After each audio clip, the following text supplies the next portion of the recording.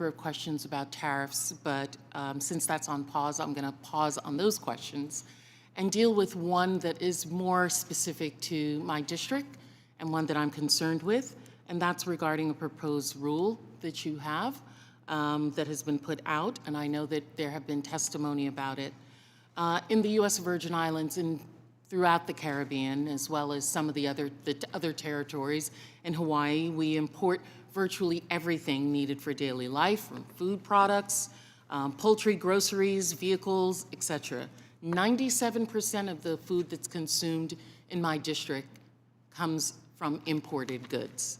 I'm deeply concerned about the impact of trade actions, particularly because it seems very apparent that I don't know if the American territories have been thoroughly thought through and the impact this will have on us in some of these tariffs as well as some of the proposed rules.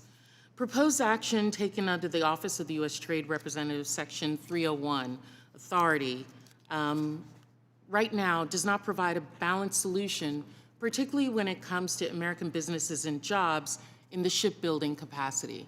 We know that you've proposed a rule to provide, to impose fees on those ships which are not made, that are Chinese made, that are not American made.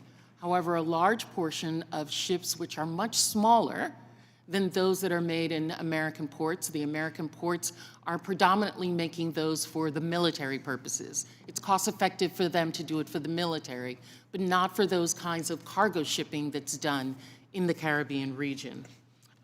It doesn't provide a balance for us, and we are concerned not only in the Virgin Islands, but Puerto Rico, as well as the other Caribbean islands, that this imposition of $1 million per port that is being proposed will bear incredible impact on us. U.S. shipping industry serving the Caribbean cannot absorb additional costs of the proposed port fees, which would have a significant economic consequence to us. I have the median income, family income in the Virgin Islands is $30,000 a year. The cost of $1 million per port is going to be passed on to the consumers in my district, to the business owners. We are about to start a rebuilding of 20 schools, 2 hospitals, a complete microgrid, complete utility rebuilding both in the Virgin Islands and Puerto Rico. All of the laying and supplies that are coming into us are coming from these type of vessels. If they are then going to be imposed this fee, we will, negotiations that have already been done with FEMA for the cost of rebuilding are going to skyrocket, and we need some support for that. The thought is, sir, is many of these shipbuilders are in fact American-owned. They're American shipping vessels that are American-owned. They are just Chinese-made. Has there been discussion about having some exemption for American-owned, American vessels that are coming out of Florida, going into the Caribbean? I have a chart up here.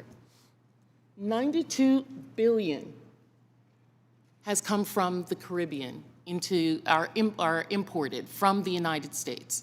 The Caribbean region, which only has 80 million people, is the 4th greatest trade partner with the United States. Have you thought about exemptions for those individuals who are in there? Thank you for your thoughtful comments and feedback.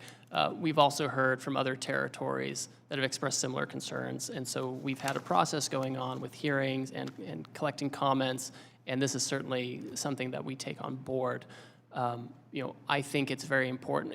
We have 2 things we're trying to thread here, right? One is the Chinese make all the ships mostly, besides Japanese and Koreans, and we don't make any ships, and so we need to change the incentives there.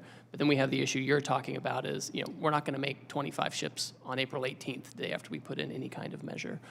So I certainly think that there has to be accommodation made for circumstances, because we're not going to have all the ships on April 18th. So this is helpful to me.